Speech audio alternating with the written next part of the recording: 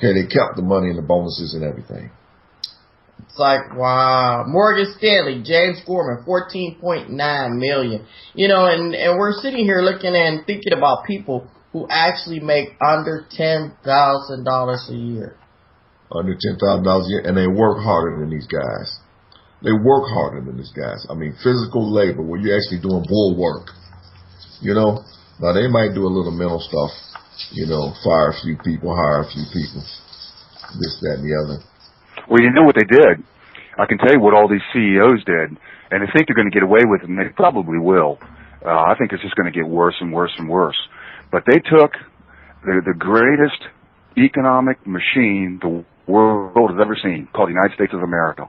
250 years, everybody built this incredible economic engine, this enterprise.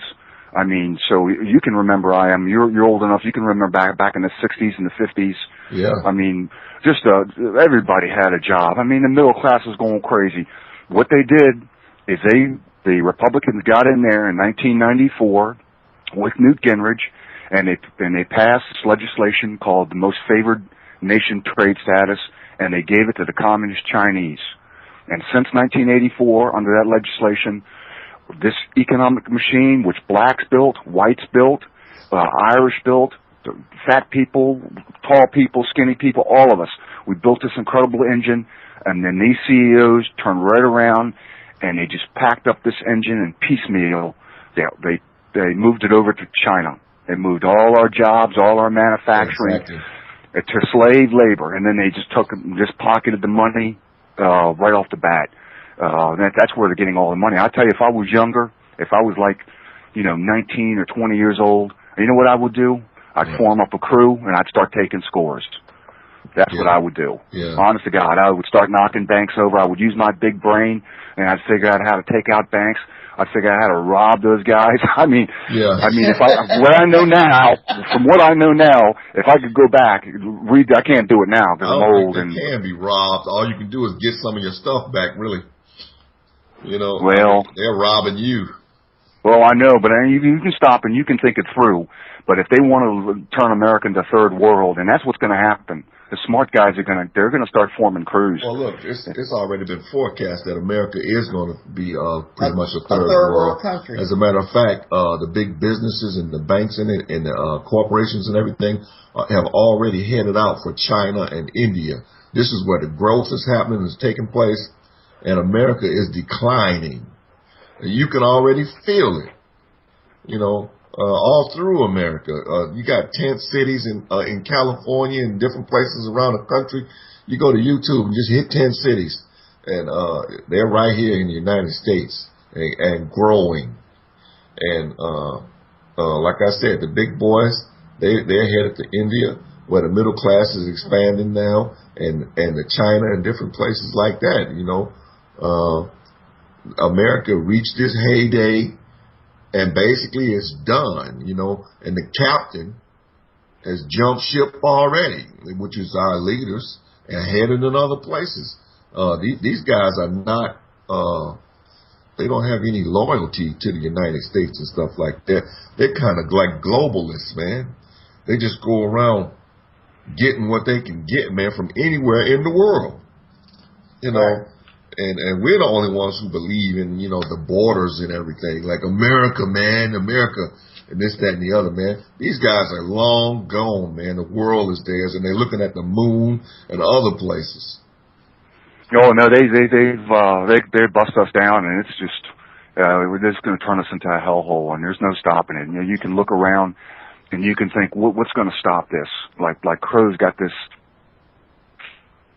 That's on the air. Oh yeah, you still on. People are like, this is like a boring subject, but guess what? This is really not a boring subject, but it's just that people are not paying attention. And when it starts to happen around them, and they start to pay attention, when it starts to happen to them, it won't be boring. It'll be. But the world is right now is on the economic collapse, really, and people need to really pay attention to it. Any person that's actually a one income family really need to pay attention, because guess what? If that one person who is the breadwinner actually loses their job, Look, just say sex every now and then to keep the dimwits listening. Okay. Okay.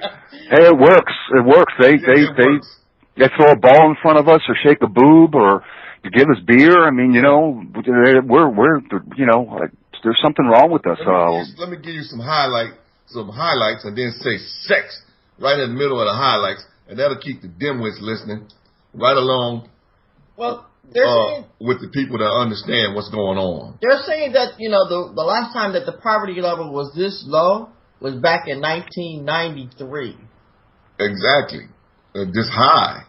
Right. I mean, well, you know what I'm saying. It was low in 93, but it's this high in 93. Between 2009 and 2010, the poverty rate increased for non-Hispanic whites from 9.4% to 9.9%. No, the poverty rate's not that. If somebody did it, I think it was Gerald Salente or Chotman. They really ran the numbers. Yeah. And the real poverty rate is something like 22.6.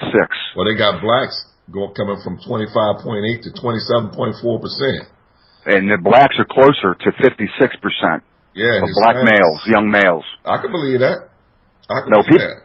Yeah, the only way people are going to get out of poverty if they got a couple of children and they're alone, they're a woman, they're single, is they got to pack up. They got to do a socialistic type model of living, like the Mexicans. You notice the Mexicans, they come here, they're poor in the beginning, but they pack up. They'll live 20 to a house, but it's not too long after that before then they're buying trucks with cash, and they getting on their feet. They're getting their own business. That's what the people got to do. Is they got to group up in a commune type thing and all work together. Then that's the only way people are really going to make it, or it's just going to turn into, my God, disaster. Yeah, I feel you on that. You know, what they're saying is nearly 10 million Americans now receive unemployment benefits. That number is almost 4 times larger than it was back in 2007. More than 45 million Americans are now living on food stamps. That's can you imagine? Can you imagine if you took the unemployment checks away, you took the welfare away, you took the food stamps away? Can you imagine what this country would look like? My God, I think every city would be near meltdown. That's one of the only reasons I still support Obama. His city would be near meltdown. That's one of the only reasons I still support Obama. He's still pouring the money on a socialistic model. But if we didn't have that safety net, man, look what would be happening. I mean, my God. It would be worse than the Great Depression. Yeah. It would really be worse than the Great Depression. Right now, they said there are more than 50 million Americans that are now on Medicaid. That's 1 out of every 50 American that's on Medicaid right now. Well, let me say this. You're listening to Urban Revolution on Revolution Radio at freedomslips.com. I'm One Iam, your host, and my co-host here is Debbie. Hi, everybody. And we're speaking with Hijacker on the phone. Yeah, and Nighthawk's got this money coming up. I mean, he's down 725. He's going to have to eat this month, and then he's got to pony up a couple grand. I think it's like close to 2,500.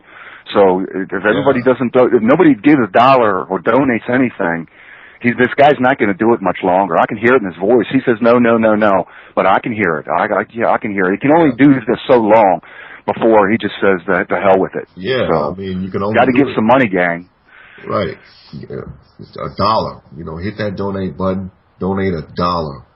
You know, just everybody, just give $1, $1, and you know, just call it to the good, you know, and give that $1, keep this radio station on, and we'll keep the information coming to you, keep talking to you about topics and stuff that others don't hit, you know, and giving you good information. You know, you're getting information on ETs and everything else. That's, you know, you're not hearing that on CNN and other places. Like they might say we saw one or something, but they're not going to have people on giving you the 411 about it.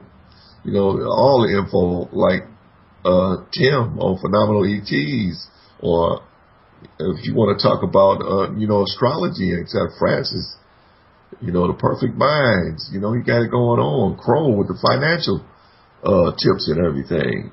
I mean, it's a great radio station. You want to keep it on? Donate just $1. That's it, man. $1. What more can I say? Well, let me ask you this. Remember the war on poverty.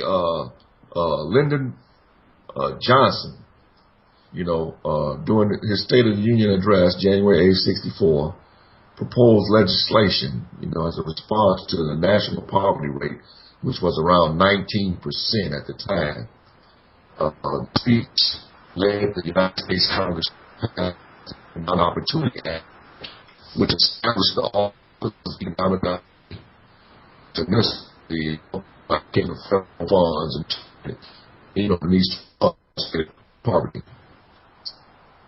The Great Society Johnson's belief in expanding the government's role in social welfare programs from education was a continuation of the Roosevelt's New Deal, which went from 1933 to 1935.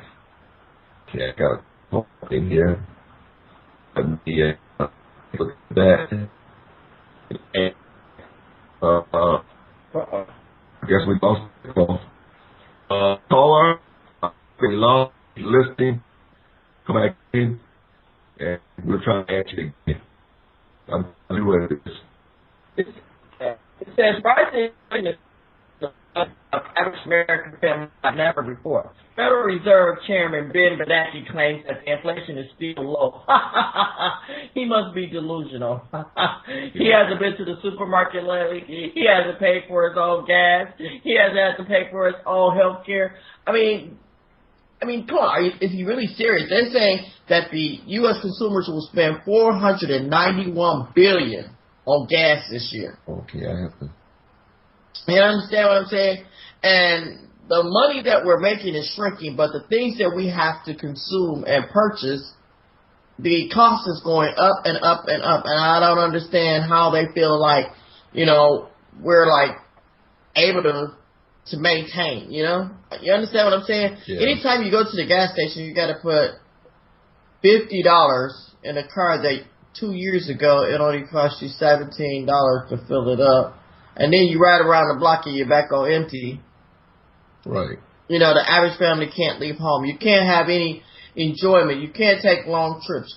So everything is built on this collapse, which is starting to fall. Because guess what? People can no longer afford to go to the hotels to take long trips, because if they got a family of 4 and they got to drive, it is causing them. Right. I have to add her to my contact request.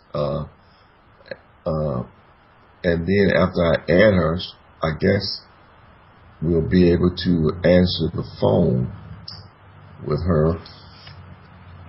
Well, yeah, on this economic collapse deal, I don't think it's going to be incrementalism. I think they've done as much as they can do it, as far as taking little steps down the road of depression.